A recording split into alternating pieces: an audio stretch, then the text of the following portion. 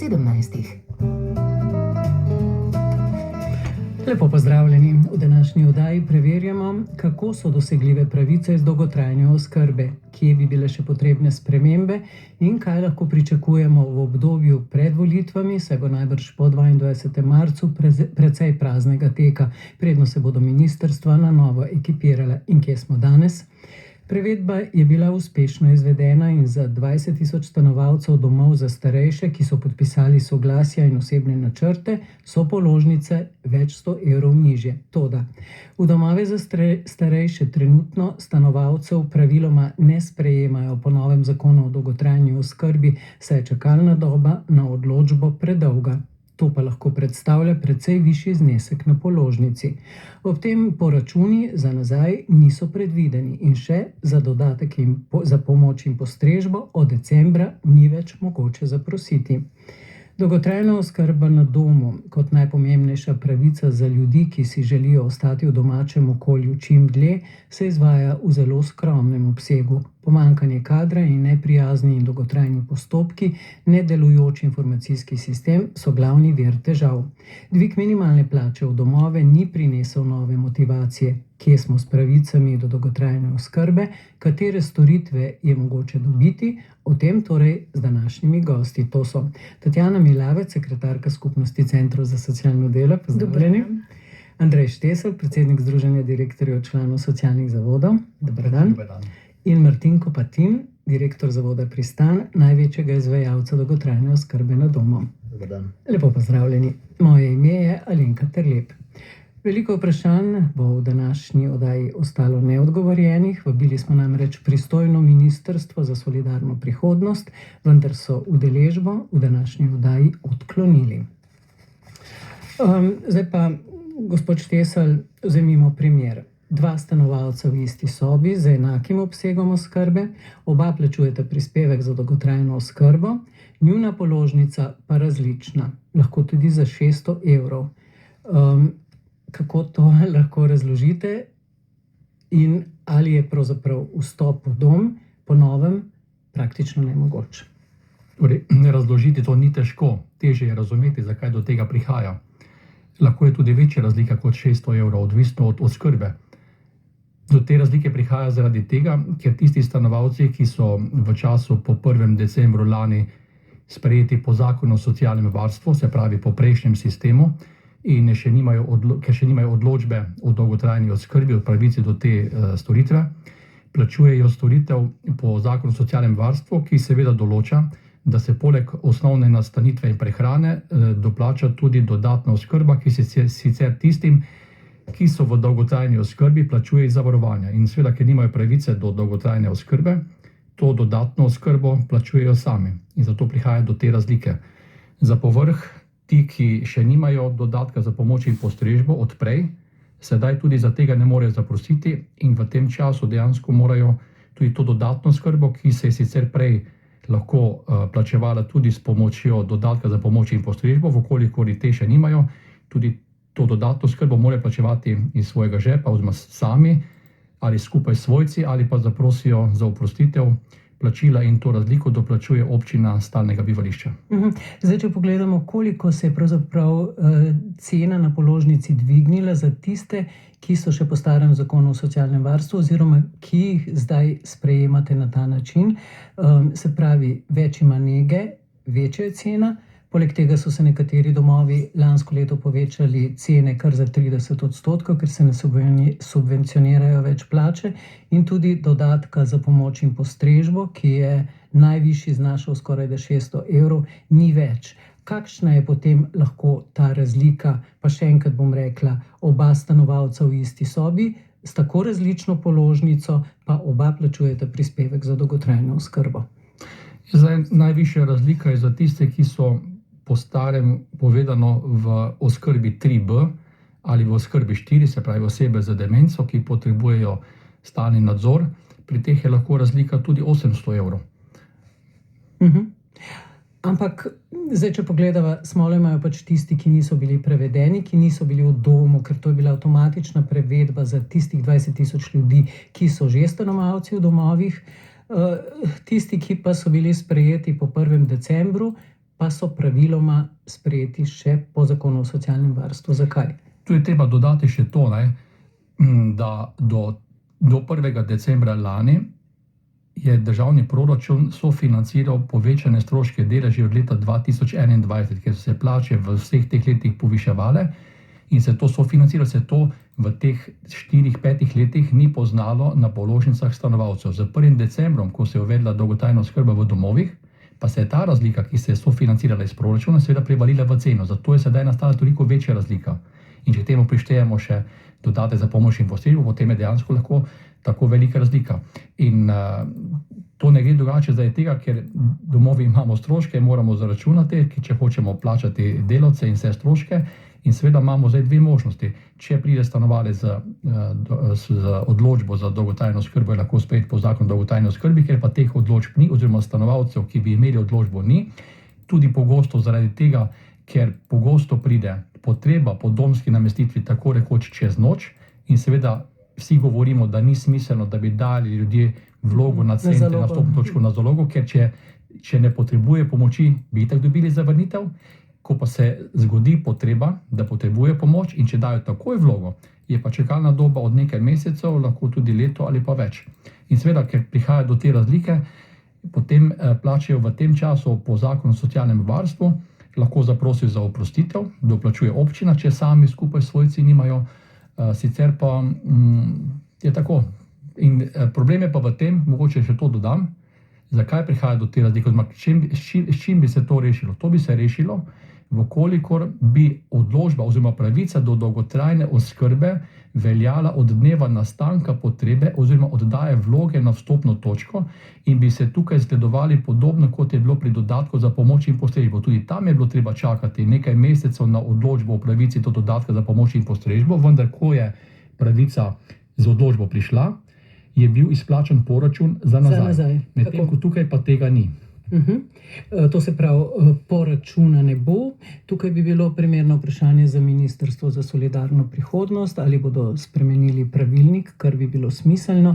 Tu bo potrebno spremeniti zakon, zato ker zakon določa, da pravica začne učinkovati, ko se sklene na osebni načrt na podlagi izdane odločbe. V tem kratkem času predvidevamo, da interventni zakon ne bo sprejet, torej neodgovorjeno vprašanje za Ministrstvo za solidarno prihodnost. Zdaj vas bom pa še predno nadaljujemo, kako dolge so čakalne vrste, samo vprašala, koliko ste jih na primer v vašem domu sprejeli od 1. decembra? Zdaj, tako kot sem se pogovarjal s kolegi nekje v teh 3 mesecih, kar se dolgotrajna oskrba izvaja, seveda življenje v domovih je dinamično. V tem času smo prejeli nove stanovalce, ker so se nekateri tudi poslovili in lahko rečemo, da nekje 80-90% stanovalcev je sprejetih po zakonu o socialnem varstvu, 10-20% pa po dolgotrajni oskrbi. Je pa to od doma do doma različno, kakorkoli, pretežno ti, ki so bili zdaj na novo sprejeti, so sprejeti po zakonu o socialnem varstvu. Kaj pa pri vas, gospod Kopatin?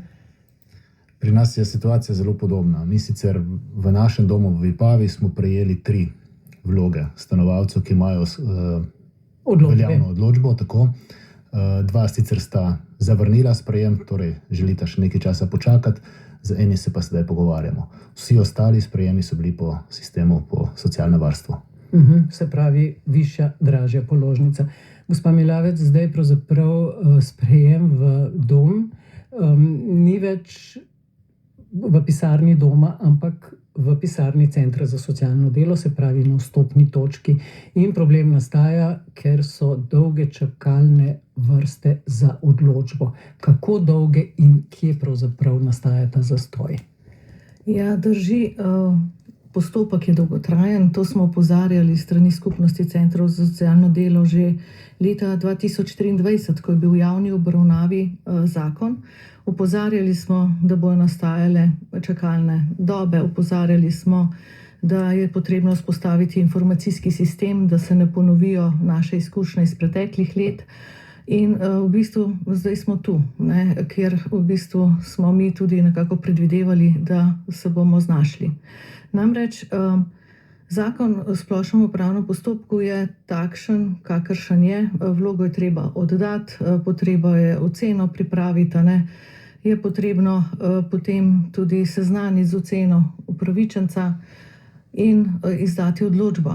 Na kar v bistvu tudi ta odločba, ki je izdana, ne pomeni pravzaprav še nič, ker je potrebno iti do koordinatorja izvajalca, kjer se osebni načrt pripravi in potem tam odloči na podlagi možnosti, ki jih izvajalec ima, katero pravico nekdo bo prejemal.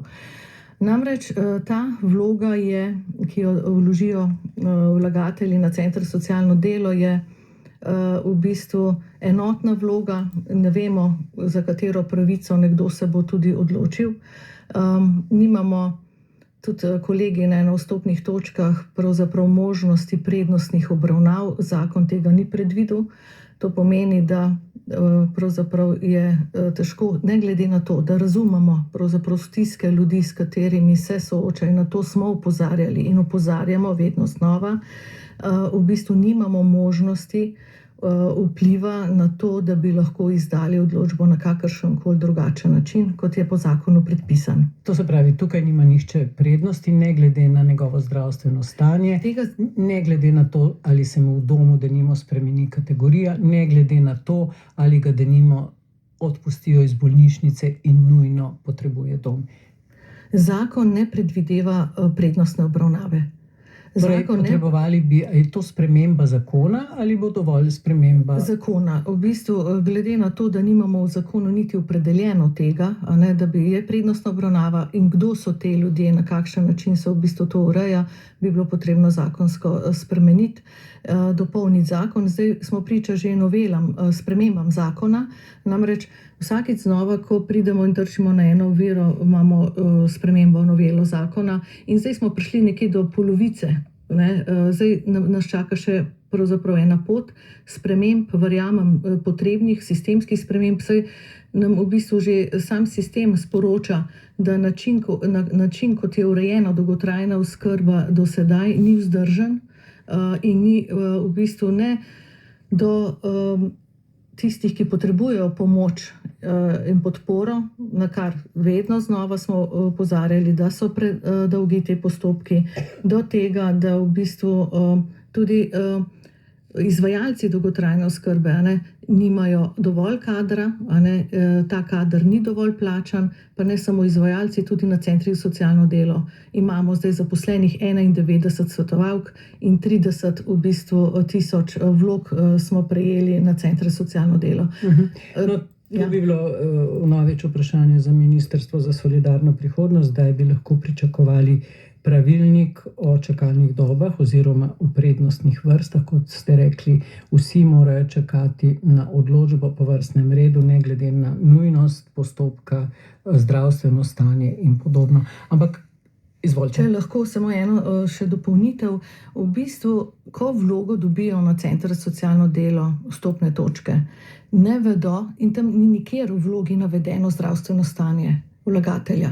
Tako da tudi sama vloga ne predvideva tega, da bi bilo potrebno pravzaprav predložiti kakršnokoli zdravstveno dokumentacijo. In naj še pojasnim, na kakšen način pa v bistvu potem pride do te ocene. Na podlagi pravzaprav ocenjevalnega orodja, ki ga imajo na voljo vstopne točke, in takrat se določi, katero kategorijo bo nekdo stopil. Ne na podlagi izvidov, temveč na podlagi obiska na domu, pogovora z vlagateljem in ocene, ki jo pripravi potem svetovalec za dolgotrajno oskrbo. Torej, šele takrat se v bistvu tudi sklepa osebni načrt, šele takrat se pravzaprav vidi, kaj človek potrebuje. Ampak glede na to, da smo rekli, da v domovih še sprejemajo skoraj da izključno po starem zakonu o socialnem varstvu, kakšne so v resnici te čakalne dobe? Ja, različno dolge so te čakalne dobe, tudi odvisno od vstopnih točk, od tega, kako so kadrovsko zasedene, nekje od 4 mesece pa tudi leto ali več. Zdaj, dejstvo je, da vstopne točke prejemajo tudi mesečno vedno več vlog. Naj sam mogoče za eno primerjavo povem, vstopna točka Centra za socialno delo Ljubljana dobiva tedensko 400 vlog. In zdaj jih rešujejo iz lanskega poletja. Iz lanskega poletja rešujejo vloge in je v bistvu če bo ta trend se nadaljeval in da ne bo sistemskih sprememb, bojo čakalne dobe še večje. Ampak kaj lahko pravzaprav, mislim, zdaj mi govorimo čakalne dobe leto, 2 leti, ampak kaj to pomeni v resnici za človeka, ki potrebuje dolgotrajno oskrbo takoj? Kakšne so to stiske? V Centru za socialno delo, ki je točka za ljubljansko regijo, so rekli, ljudje pridejo, jokajo, grozijo, pravijo, da bodo državo tožili, ker plačujejo prispevek. Ampak vi poznate s terena stiske ljudi. Ja, v bistvu stiske so velike na terenu. Je res, da od žalosti, razočaranja, jeze in ja, kdo je tam prvi, to so strokovni delavci Centra za socialno delo, ki se s tem soočajo in v bistvu poskušajo iskati potem za vsakega posameznika ene rešitve, ki jih sistem omogoča. Zdaj, ja, imamo druge oblike pomoči in podpore, pa je pomoč na domu, pa so socialni servisi, ne vem, pač druge, tudi plačljive oblike pomoči. Tudi na črnem trgu? Tudi na črnem trgu. Tega si sicer seveda ne želimo, da v bistvu na ta način ljudje iščejo pomoč, podporo. Zdaj, je pomembno, da v bistvu, ko odločba je izdana in da je ta izdana čim prej, seveda rabimo tudi informacijski sistem, rabimo število kadra, da bo to čim prej, da bo te odločbe čim prej, da če že ne storitev, da ljudje pridejo do denarnega prejemka. Tudi denarni prejemek je ena oblika podpore, pomoči, po mojem osebnem mnenju, seveda ne primerljiv z storitvijo, ki jo nekdo, finančno primerljiv s storitvijo, ki jo nekdo potrebuje. Tudi v tem delu, v tem kontekstu bi bilo potrebno urediti v bistvu tudi eno, bi rekla, denarni prejemek, ki bi bil primerljiv, da bi lahko ljudje si potem res na trgu karkoli dobili za ta denar, pa pravzaprav ne. Zdaj rekli ste, kadrovska stiska, da centri za socialno delo ne morejo tako hitro reševati odločb, pa tudi nedelujoč informacijski sistem. O tem govorimo o vsaki oddaji, da je pravzaprav dolgotrajna oskrba ujetnik informacijskega sistema, ki ga minister Maljevac obljublja vsak mesec, pa ga še vedno ni. Zdaj smo slišali, da bo razpis, bomo videli, najbrž tudi zdaj ne več. Ampak zdaj, ko smo pri kadrih, gospod Kopatin, vi vedno pravite, obseg dolgotrajne oskrbe je tolikšen, kot je na voljo obseg kadra. Kako je pravzaprav z dolgotrajno oskrbo na domu? Vi ste, na primer, največji izvajalec dolgotrajne oskrbe na domu. Koliko pa imate že sklenjenih osebnih načrtov? Ja, ta trenutek se pomanjkanje kadra zagotovo pri storitvah dolgotrajne oskrbe, pri vseh storitvah dolgotrajne oskrbe najbolj vidi pri storitvah dolgotrajne oskrbe na domu. V domovih vemo, da so bili stanovalci v bistvu prevedeni v nov sistem in na ta način so zelo hitro vstopili v sistem. Zdaj pa, ko se srečujemo z odločbami, ki jih uporabniki imajo, ki se obračajo na nas, so praviloma to novi uporabniki. To tudi niso, mar presenetljivo, ampak to niso v velikem številu uporabniki pomoči družini na domu. Tam bi bilo lažje, ker bi lahko pomoč družini na domu zamenjali za dolgotrajno oskrbo na domu, oziroma vsaj delno. Pa bi bilo to prav, se so lahko upravičeni in do pomoči in do oskrbe. Lahko, ampak kar se kadrovsko tiče, bi bilo to zagotovo lažje. Ko pa govorimo o dolgotrajni oskrbi na domu oziroma novih uporabnikih, pa potrebujemo seveda za to dodatni kader. Zaenkrat ne opažamo, da bi se pomoč družini na domu zmanjševala. Torej, obseg pomoči družini na domu ostaja enak, oziroma so še vedno tudi na tem področju velike potrebe in je zdaj še ta dodatna nova storitev. Tukaj, konkretno v našem zavodu, smo mi vseh vlog dobili 153 za dolgotrajno oskrbo, rešili smo jih okrog 60, tako da ostali pa pač čakajo, oziroma ne rešili, ampak izvedli smo jih, sklenili osebne načrte. Z ostalimi se pa še pogovarjamo in nekateri pač žal morajo nekaj časa počakati, da mi zagotovimo lahko ustrezni kader. In to se pojavlja praktično pri vseh izvajalcih dolgotrajne oskrbe na domu, z nekimi redkimi izjemami, ki bodo zagotovo v zelo kratkem času prišli do teh težav. Kako dolgo morajo, denimo, rekli ste 194 osebnih načrtov oziroma izvajate dolgotrajno oskrbo, kako dolgo morajo ljudje čakati in kaj jim rečete, ko pokličejo in rečejo, potrebujemo pomoč takoj? Tako kot je prej gospa povedala, najprej so centri za socialno delo tisti, ki se soočajo s temi pritiski uporabnikov. Potem, ko pa center izda odločbo, potem so pa tisti izvajalci krivi, da sistem ne funkcionira tako, kot bi si vsi skupaj želeli. Tako da mi se dnevno srečujemo z sklici, z prošnjami, z tudi grožnjami, z, bom rekel, raznimi pritiski, kjer ne moramo takoj odgovoriti na vsa povpraševanja. Zelo težko je odgovoriti, koliko časa mora nekdo počakati. Mi delamo v 27 občinah po Sloveniji, zagotovo se največ čaka v večjih občinah. Se pravi Ljubljana? Ljubljana zagotovo.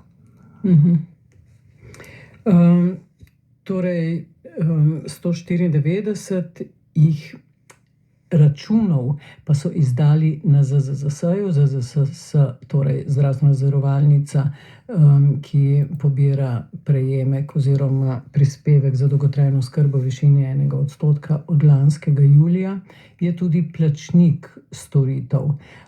In oni so izplačali do srede februarja približno 40 000 evrov sredstev za 194 ljudi, se pravi, sklenjenih je 194 osebnih načrtov za dolgotrajno oskrbo na domu. Ampak zakaj je potrebno, tudi če želiš denarni prejemek, da naprimer ne prideš na vrsto, ker ni dovolj kadra, pa bi imel denarni prejemek, da bi si poiskal na prostem trgu pomoč na domu, oskrbo na domu, zakaj je tudi za ta primer potrebno iskati izvajalca in sklepati osebni načrt? Ja, zaenkrat je ureditev taka, da osebni načrt tudi za denarni prejemek sklene koordinator dolgotrajne oskrbe na domu. In ta koordinator dolgotrajne oskrbe na domu je zaposlen pri izvajalcu dolgotrajne oskrbe na domu. Tukaj v tem primeru gre običajno za hitrejšo reakcijo. To pomeni, izvajalci hitreje lahko sklenemo osebni načrt za denarni prejemek, ker to pomeni samo obisk pri samemu uporabniku, ne gre potem za storitve še dolgotrajne oskrbe na domu. Razen za storitve skozi, to pomeni za krepitev samostojnosti, tiste storitve se lahko izvaja, ampak so v bistvu na manjšem obsegu in tisto ne predstavlja tako veliko težavo. Imate morda kakšne številke, koliko je pravzaprav od teh, ki so sklenili osebni načrt oziroma ki imajo odločbo, bilo prejemnikov denarnega nadomestila? Je to pravzaprav njihova odločitev ali je to predvsem odločitev tega, da ne morejo priti do oskrbe na domu? Ja, zadnji podatek, ki ga jaz imam za Slovenijo, je ena iz zadnjega dneva v januarju. In sicer naj bi bilo za osebni načrt za denarni prejemek sklenjenih 769 osebnih načrtov, za storitev dolgotrajne oskrbe na domu pa 177. Velika večina uporabnikov si želi storitve. Torej, oni vstopajo v sistem dolgotrajne oskrbe ne zaradi denarnega prejemka, ampak zato, ker potrebujejo storitev. In mi se dnevno srečujemo, ko takrat, ko ne moremo ponuditi storitve, ponudimo možnost sklenitve osebnega načrta za denarni prejemek, se srečujemo z v bistvu odklonilnim mnenjem, ker nam ljudje pač povedo, da potrebujejo samo storitev. Njih denar ne zanima toliko, jih zanima samo storitev. In tukaj se srečujemo s to težavo, lahko imajo neko obdobje denarni prejemek, ampak še vedno so čakajoči za samo storitev. Ljudje želijo pomoč in želijo čim dlje ostati doma. To je bil tudi nekakšen cilj zakona, oskrba na domu, čim dlje ostati doma in deinstitucionalizacija. Zdaj, gospod Kopatin, koliko zdaj poznate razmere v 27 občinah, imate oskrbo na domu, koliko kadra bi denimo potrebovali, da bi lahko speljali? To je zelo težko oceniti, ker se število uporabnikov oziroma upravičencev do dolgotrajne oskrbe povečuje. Tako hitro, kot centri za socialno delo lahko izdajo odločbe, tako hitro se nabirajo ti uporabniki, ki potrebujejo to storitev. Zagotovo bi za približno tretjino ljudi več potrebovali. S tem, da je treba tudi vedeti, ne, da imamo pri izvajalcih dolgotrajne oskrbe tako na domu kot v instituciji težavo tudi v tem, da imamo relativno starejšo populacijo, kar se kadra tiče. Po podatkih skupnosti se bo v letošnjem letu 4% vseh zaposlenih v domovih upokojilo. Vsi izvajalci imamo redno objavljene razpise za delovna mesta. Govorimo o skoraj 5000 razpisov v lanskem letu, uspešnih jih je bilo morda 1/3. S tem, da tudi tukaj je potem fluktuacija, ljudje pridejo k nam, to je sicer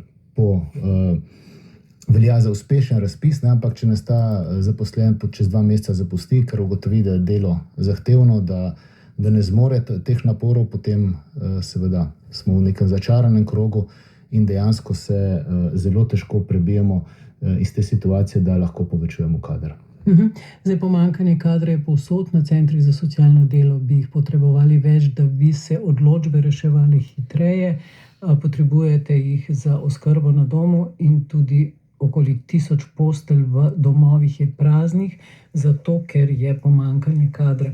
Kaj bi pomenilo, gospod Štesel, povečanje plač? Kakšna motivacija bi bila za kadre? Zdaj vemo, predlogi so bili v parlamentu. Ob zadnji novelaciji zakona je bil predlog oziroma amandma za 20% interventno zvišanje plač, pa je bilo to iz strani koalicije zavrnjeno. Zdaj na soočenih slišimo, da bo to storjeno po volitvah. Skratka, predlog za 20% zvišanje plač, ki so ga predlagali, ste ga tudi predlagali v socialnih zavodih, je bil zavrnjen.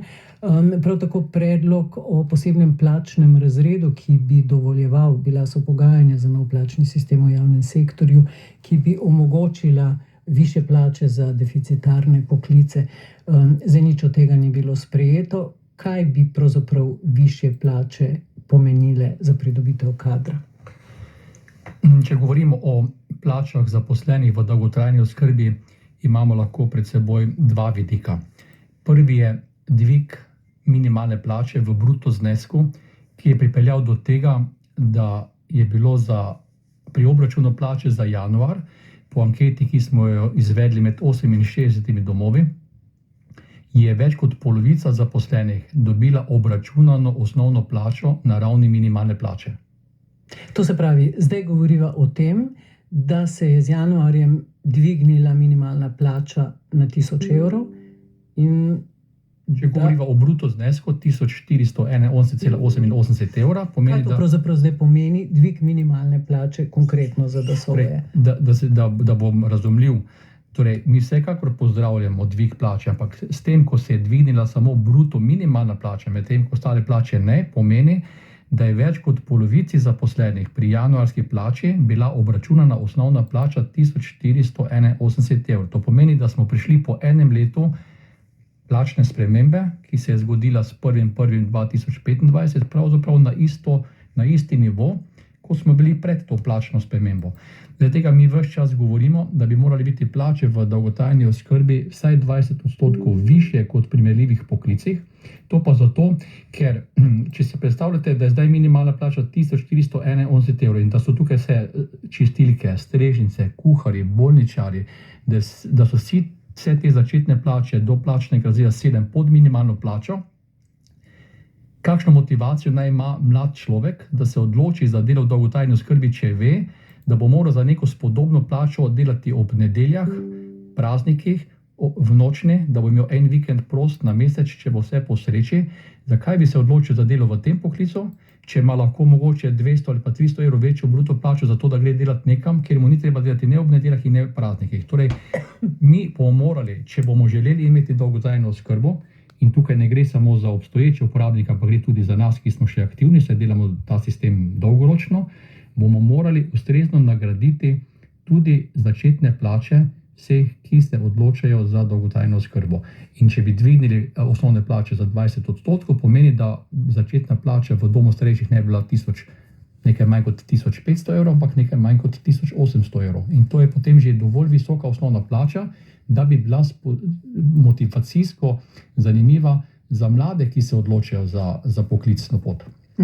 Zdaj, z dvigom minimalne plače so se pravzaprav ta razmerja stisnila, veliko jih je v tem okrožju minimalne plače, ker se pač druge niso sorazmerno povečale.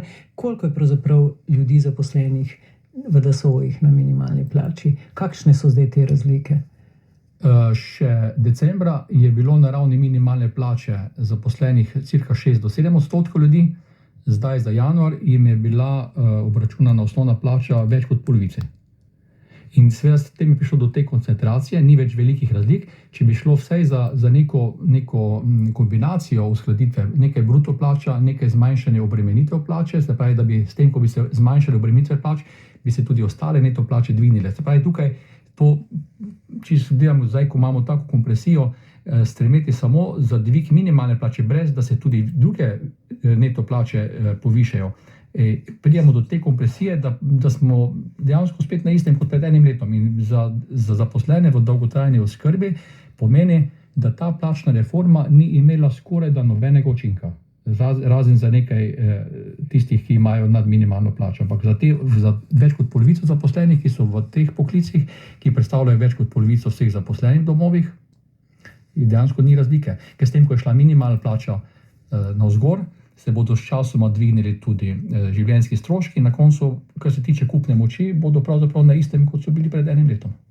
Zdaj 30% razpisov, ki jih ponavljate, je samo uspešnih. Kako bi pravzaprav vi uredili ta plačni sistem, da bi bil motivacijski za zaposlene? Vemo, da tudi v letošnjem letu, v prihodnjih letih se bo velik delež zaposlenih upokojil. To je moje osebno mnenje, to ni za stališče skupnosti, da ne bom narobe razumljen.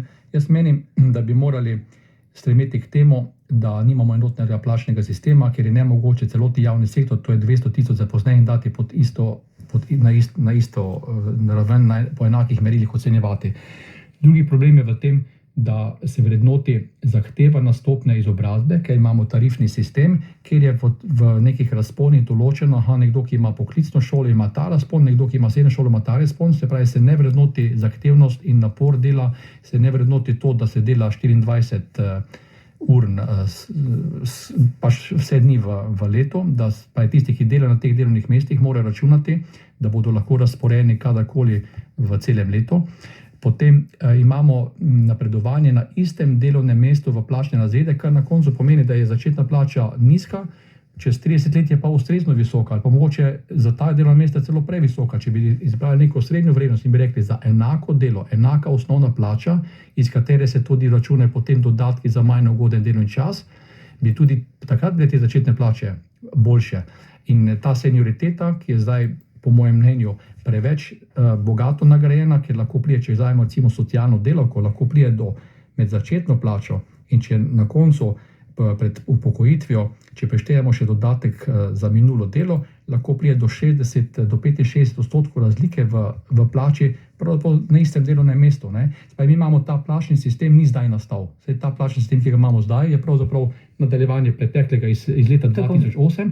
Mogoče v preteklosti do teh tako velikih razlik ni prišlo, ker v času ZUJF-a so bile ta napredovanja zamrznjena, mesto vrednosti padle, se pravi, se to nekoliko raztegnilo, ampak zdaj vidimo, že s tem, ko se je ta minimalna plača povišala za 16%, da dejansko to napredovanje na delovnem mestu v plačni razrede, da to ni ustrezno nagrajevanje senioritete, ker povzroča nove krivice. Ker imamo dva delavca, na istem delovnem mestu opravljate enako delo in imate lahko 20 ali pa 30% različno plačo.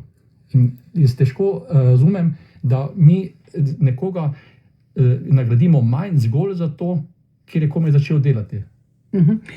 Zdaj, minimalna plača se je dvignila za 16%, okoli 50% ljudi v DSO-jih je zaposlenih na minimalni plači. Gospod Kopatin, kaj pa to pomeni za strošek za same domove?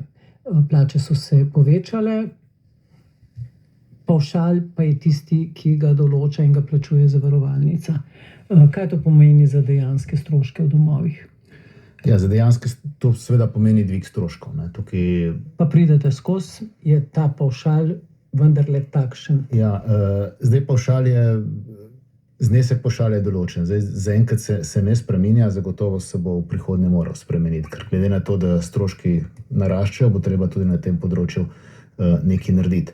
Jaz bi poudaril še nekaj na temo minimalne plače. Zagotovo je bil namen minimalne plače, da bodo zaposleni zadovoljni. Mi smo sicer dosegli zadovoljstvo, ampak zelo majhnega števila ljudi. Velika večina tistih, ki so nad minimalno plačo, so postali ta trenutek nezadovoljni, ker so enostavno bližje po plači tistim, ki so na minimalni plači. In zato menim, da je učinek glede na sredstva, ki jih namenjamo za to, zelo majhen, kar se tiče zadovoljstva in kar se tiče pridobivanja novih kadrov. Tako da ta dvig minimalne plače prinaša zadovoljstvo tistim, ki so na minimalni plači. Tisti, ki so trenutno, zdaj, ki so ponove na minimalni plači, pa niso več zadovoljni. Ker ravno so se, bom rekel, v začetku 2025 rešili minimalne plače, zdaj so pa spet na njej. In to se, če drugega ne, slabo sliši. Ne? Da imamo mi kuharja na minimalni plači, pa imamo kuharskega pomočnika na minimalni plači, ali pa da je med njimi 50 evrov bruto razlika v plači, je to premalo. Glede na odgovornost, glede na delo, ki ga opravljajo. In takih primerljivih poklicev, oziroma to niso primerljive, ampak takih poklicev, ki jih lahko primerjamo med seboj, je zdaj v domovih postalo zelo veliko. Gospod Štesar. Hvala, da ste to povedal. Bi samo dodal, tukaj ne gre toliko za nominalno višji znesek, ker nominalno je res višji znesek, ne? Gre pa za vprašanje občutka, koliko družba ceni delo nekoga, ki dela dolgotrajni oskrbi. In zdaj ima polovica ljudi občutek, moje delo je vredno minimalno plačo. Pa gre za občutek, ne? Ko večkrat slišimo, kdo pa ima zdaj manj. Seveda, noben ima manj, ampak je treba razumeti, da so tudi stroški višji. Ne? In ta občutek dejansko ljudi pripelje, kljub temu, da imajo nominalno več, ampak ker jih je toliko na ravni minimalne plače, jih privede postopoma v slab občutek, moje delo ni vredno več kot minimalna plača. Zdaj, ko govorimo o kadrih, slišali smo na enem od soočenj, da pravzaprav v javnih domovih za starejše ni problema s kadri, ampak da imate te težave samo koncesionarji. Zdaj bom pa kar oba vprašala. Gospod Kopatin, nimate težav s kadri? Imamo težave s kadri, predvsem na dolgotrajni oskrbi na domu. Ta trenutek jaz lahko z veseljem rečem, da v našem domu zaenkrat lahko delamo, imamo dovolj kadra, da lahko delamo, ampak to je neka trenutna situacija. Pred pol leta so bile razmere drugačne in čez pol leta bodo verjetno spet drugačne. Tako da tukaj imamo pomanjkanje kadrov, jaz se to upam reči, da imamo pomanjkanje kadrov vsi domovi. Ampak vsi so plačani po kolektivni pogodbi. Zakaj bi bile pravzaprav tukaj razlike med javnimi in koncesionarskimi? Ali so pač? Jaz sem to izjavo slišal in bi jo komentiral samo tako, mislim, da to je ena izmed populističnih izjav v boju proti vsemu, kar je zasebnega v javnih službah. In tisti, ki imamo težave ali pa imajo težave, zakaj ni odvisno od tega, ali je to državni ali koncesijski dom, ampak je bolj odvisno od tega, kje v Sloveniji se nahaja, se pravi tam, kjer imajo ljudje večjo možnost drugih zaposlitev, se pravi, kjer je večja konkurenčnost, več ponudb za delo, tam je več težav, in kjer je manj ponudb, tam je manj težav. Ampak z sedanjim stanjem mislim, da bomo s časom imeli težave povsod v Sloveniji, in to se lepo vidi na področju uvajanja dolgotrajne oskrbe na domu, kjer enostavno ni možno dobiti novih zaposlitev v pričakovanem obsegu, kolikor je potrebno. Zdaj v domovih je postavljena kapica za tiste, ki so po zakonu o dolgotrajni oskrbi na 781 oziroma na zajamčeno pokojnino. Zdaj, ta pokojnina se je uskladila, povečala in povečala se še bo za 1% in bo zajamčena pokojnina 825, če se ne motim. To se pravi, da ne bo več 781. Kaj v domovih pravite glede tega? Ali bodo tukaj kakšne uskladitve, ali se bo kapica povečala, ali bodo stvari ostale takšne, kot so še nekaj mesecev, glede na to, da je po zakonu kapica vezana na zajamčeno pokojnino?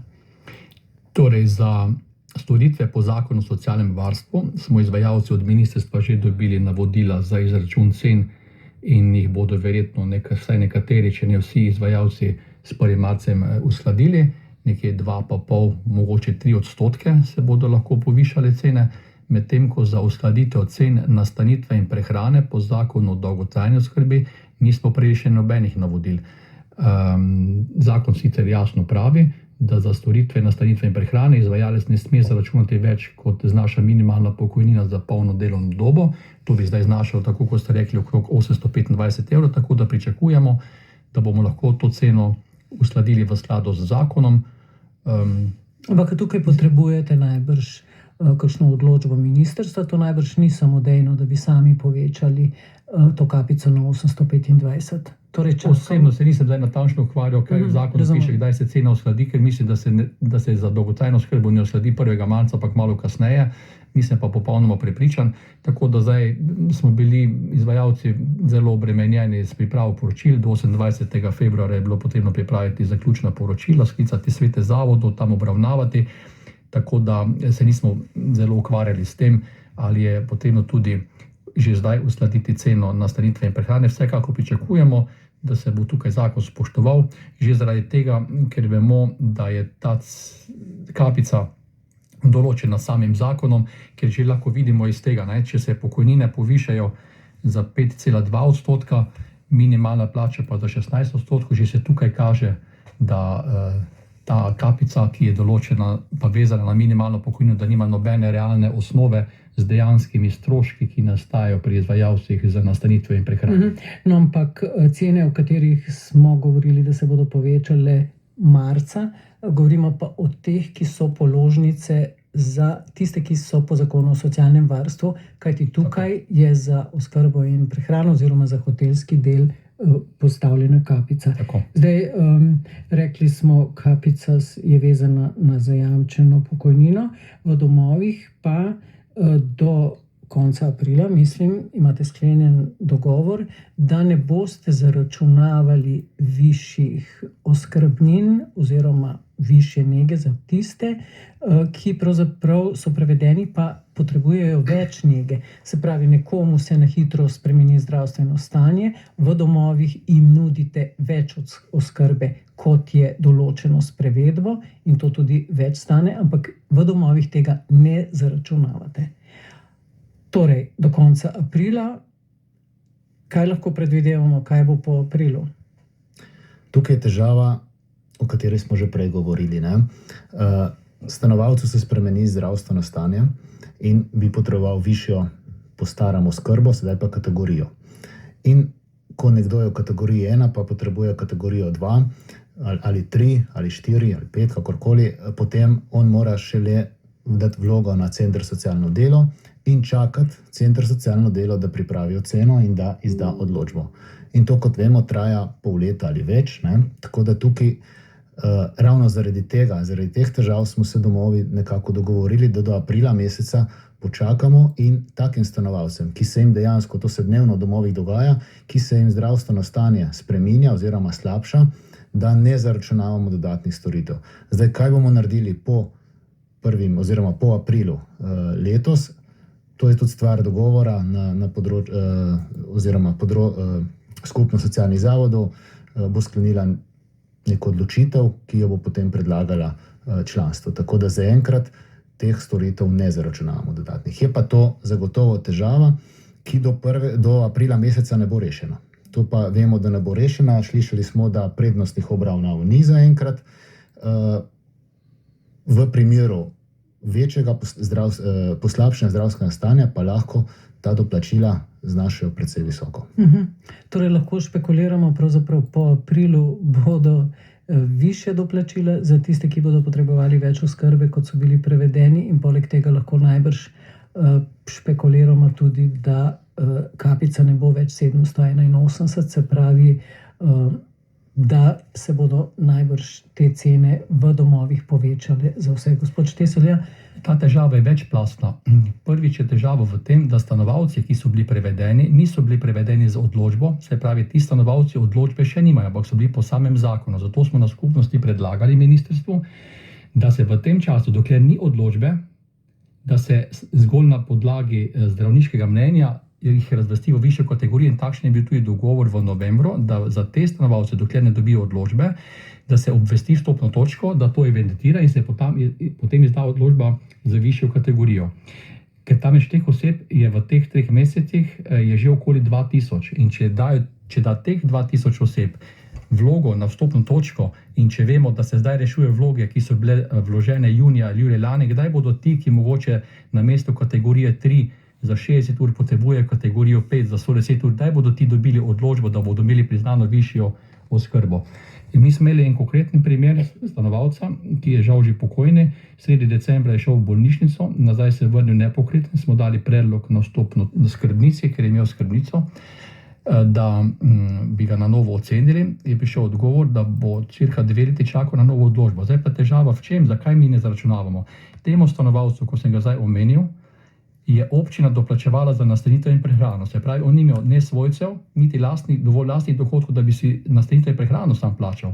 In zdaj, če bi mi njemu izstavili račun za cirka 1000 evrov, 50 ur dodatnih storitev, ne dodatnih, pa večjega obsega storitev, kot je po odločbi, kdo bi tistih 1000 evrov plačal, glede na to, da za te storitve ni predvidena oprostitev. To pomeni, mi njemu lahko izstavljamo račun, ampak ni nikogar, ki bi to plačal v teh primerih. Zdaj pa, da dodatno še obremenjujemo svojce, ki itak že plačujejo zavarovanje, pa se nam tudi ne zdi korektno. Tako da pričakujemo, da bo nova vlada, ko bo oblikovana, nemudoma to ustrezno korigirala, da najmanj, veliko bi rešil, problemi bi se rešili, vsaj to, da bi odločbe veljale za nazaj in da se pohitrijo postopki izdelave ocene. Mi smo tudi predlagali, da se vključijo vsi potrebni resursi, da bi lahko več oseb ocenjevalo. Mi imamo strokovne delavce v vseh domovih, ki so prej sestavljali komisijo za sprejem, ti so vsi ustrezno usposobljeni, mogoče z nekim krajšim tečajem, da se seznanijo z ocenjevalno lestvico.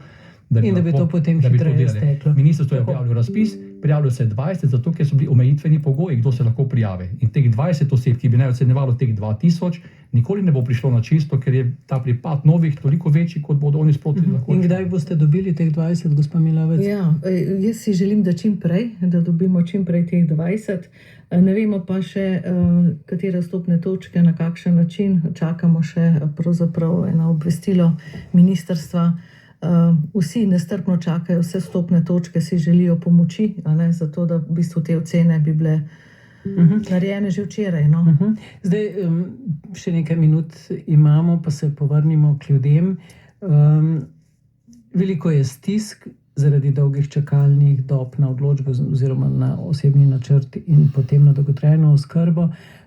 Zdaj, ljudje na centrih za socialno delo se obračajo na centre po pomoč, pa tudi zato, ker so tam vstopne točke. Kaj torej z ljudmi, ki jih denimo odpustijo iz bolnišnic, pa jih doma ne morejo sprejeti in nimajo kam? Kaj jim svetujete na centrih? Seveda je to odvisno tudi od tega, v kateri lokalni skupnosti ta človek biva. No? Kakšno ima mrežo, ima kakšne svojce, kako lahko pravzaprav poskrbijo zanj.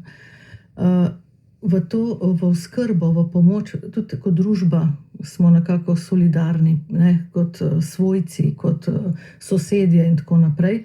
Tako da v bistvu se išče resurse v tej lokalni skupnosti, kjer ta človek biva. Ali je to zdaj, obstaja oblika pomoči na domu, ali so kakšne možnosti, kako je potem z patronažnimi sestrami, če potrebuje še pravzaprav kakšno zdravstveno nego, da je v bistvu lahko računa na to podporo patronažne službe. Potem je tu zdaj, a so kakšni socialni servisi v lokalni skupnosti, so tudi privat organizacije, podjetja, ki nudijo oblike pomoči, vemo, da so drage. Zdaj, ne malokrat je pa to ena kompleksna v bistvu problem, težava, kjer ne gre samo za zdravstveno stanje uporabnika, ki potrebuje nego, oskrbo, tudi finančno. V tem delu tudi v centri socialno delo pomagajo pri oblikah pomoči podpore, materialne oblike pomoči podpore. Marsikdaj rabijo materialno pomoč, finančno pomoč, zato da lahko kupijo kakšne pripomočke, tudi se napoti k zdravniku za pripomočke, ki so v bistvu na voljo zato, da olajšajo nego svojcem. V nekaterih lokalnih skupnostih tudi nekateri domovi sposojajo te pripomočke, postelje, zato da lahko Ponekod imajo tudi dnevno varstvo. Tudi dnevno varstvo. Ali je sploh, tako da v bistvu je odvisno od lokalne skupnosti, od potreb tega posameznika, kaj pravzaprav je tisto, kar pa potrebuje, kaj tudi svojcev, in je to vsak primer, jaz rečem, edinstven. Ni enega recepta, ni ene. Tle so tudi negovalne bolnišnice, ali je prostor, ni prostor, pod kakšni pogoji lahko nekdo tja pride. Tako da hospitalizacija, marsikdaj se ponavlja ta krog, v bistvu je odpuščen nekdo iz bolnišnice, pa je ponovna hospitalizacija, ker se zdravstveno stanje poslabša in tako naprej. Ja. Zdaj pa pred koncem bom še od vas vprašala, kaj bi bile tiste nujne spremembe zakona, da bi vendarle ta sistem dolgotrajne oskrbe, ki smo ga tako čakali in ki si ga ljudje tako želijo in zaslužijo, zaživel v takšni meri, da bi bil, bom rekla, dostojen. Gospod Štesel, so to odločbe, ki bi veljale za nazaj? Poračun za nazaj ali kaj drugega? Jaz bi izpostavil dva. Prvi je ta, se pravi, da odločba velja od takrat, ko nastane potreba, oziroma od dneva oddaje vloge. To je prva stvar, ki bi morali nujno spremeniti. Drugo pa, kar se danes sicer nismo dotaknili, je pa minutni način evidentiranja in spremljanja izvajanja storitev. Menimo, da je potrebno iskati ustrezno ravnovesje med transparentnostjo na eni strani, pa ustrezno porabo sredstev, ter človečnostjo in individualno obravnavo in ugotavljanje potreb posameznika, in minutni sistem, ki zaposlene sili v to, da so omejeni časovno, da imajo 2 minuti časa, da nekomu pomagajo pri pitju, menimo, da ni ustrezen. Gospod Kopetin. Se popolnoma strinjam s vsem povedanim. Jaz bi predvsem izpostavil tale minutni sistem in še toliko bolj pri storitvi dolgotrajne oskrbe na domu. Dolgotrajna storitev na domu se izvaja v zelo različnih situacijah, različnih razmerah. V domu imamo kontrolirano območje, imamo vse pripomočke, imamo vse, kar potrebujemo za naše delo. Na domu pa lahko imamo ali pa nimamo. In res smo kdaj presenečeni, da kljub temu v današnjem času, v kakšnih razmerah živijo ljudje. In tudi tam moramo mi pomagati, tudi tam moramo vse te storitve narediti. In tam čas teče drugače, kot tam, kjer so vse stvari urejene, tako kot morajo biti. In zato je minutni sistem, si upam trditi, da je napaka, oziroma tukaj imamo priložnost, da stvar popravimo, da prepričamo odločevalce, da sami izvajalci prepričamo odločevalce, da treba tukaj nekaj spremeniti, ker če bomo mi gledali na uro v našem delu, potem te storitve ne bodo tako kvalitetne, kot bi morale biti. Pa še eno stvar bi poudaril. Kot družba se bomo morali odločiti, ali želimo dolgotrajno oskrbo, ali jo tako, kot si jo želimo, kot je predstavljena, ali ne. In če bodo poklici, ki delajo, oziroma zaposleni, ki delajo v dolgotrajni oskrbi, spoštovani, ustrezno nagrajeni in družbeno, bom rekel, priznani, tako kot si vsi želimo, potem bomo tudi nek kader imeli. Če pa bo to, da delaš v dolgotrajni oskrbi nekaj, bom rekel, nevredno svojega imena, potem seveda tukaj na dolgi rok ne bomo uspeli. Tako da jaz mislim, da moramo vsi kot družba predvsem poskrbeti, da bo dolgotrajna oskrba, oziroma vsi zaposleni, ki delajo v dolgotrajni oskrbi, ustrezno spoštovani. Gospa Milavec, vi bi najbrž želeli, da se skrajšajo postopki, da se poenostavijo in postanejo bolj prijazni ljudem. Ja, drži. V bistvu, postopki so prekompleksni, preveč nas je deležnikov v sistemu, ljudi si podajamo, v bistvu, tako da neprijazen do uporabnika, neprijazen do starejšega človeka, tako da v tem delu, jaz verjamem, je potrebno narediti eno evalvacijo in na podlagi te evalvacije, te dejstev, kakršnih so, s čemer se ljudje tudi soočajo, praviti izboljšave. Predloge imamo tako na skupnosti Centrov za socialno delo Slovenije, kot na skupnosti socialnih zavodov. Namreč Nedopustno je, da ljudje čakajo na pomoč, podporo toliko časa in da v bistvu dobijo odločbo, potem, a veste, iz ene čakalne vrste se prestavijo v drugo čakalno vrsto, to ne gre. A ne? Vejo, ljudje že vedo, kaj potrebujejo. Že ko stopijo v sistem, vedo, kaj so njihove potrebe. Ne rabijo potem imeti ne vem koliko enih možnosti, da se premislijo ali kakorkoli.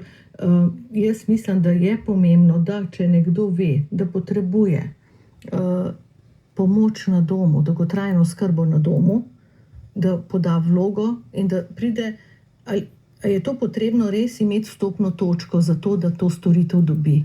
Ali je lahko pride do izvajalca, kjer že lahko vlogo da.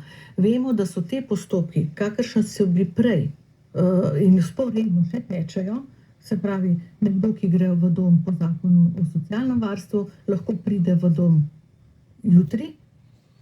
Nekdo, ki pa po dolgotrajni oskrbi pa čaka leto. In enako je do dolgotrajne oskrbe na domu oziroma pomoč na domu. To pomeni, da ta sistem, ki smo ga zdaj vpeljali, je dosti bolj neprijazen do ljudi. Kompleksen bi lahko rekli, kar pomeni zakompliciran. Tako da v bistvu poleg tega pa seveda nujno informacijski sistem. Tako, informacijski sistem pa, kot rečeno, še vedno ne deluje. Zdaj vi izvajalci in tisti, ki se ukvarjate z ljudmi na terenu, natančno veste, kje so pomanjkljivosti zakona in tu so vaši predlogi, ki jih bo morala izpeljati prihodnja vlada. Zahvaljujem se vam za sodelovanje v današnji oddaji. Z nami so bili Tatjana Milavec, Andrej Štesel in Martin Kopatin. Vabili smo tudi pristojno Ministrstvo za solidarno prihodnost, vendar so udeležbo v današnji oddaji odklonili. Hvala, ker ste nas poslušali. V jutrišnji oddaji Studio ob 17. pa bomo za vas pripravili predvolilno soočenje s predstavniki parlamentarnih in neparlamentarnih strank, ki jih je določil žreb. V središču pa bodo gospodarske teme. Tokratna oddaja pa se seli med podcaste. Najdete jo lahko tudi na spletni strani prvega programa. Z vami smo bili urednica Nataša Lang, moje ime je Alenka Terlep in želim vam lep dan. Pazite na svoje zdravje in srečno!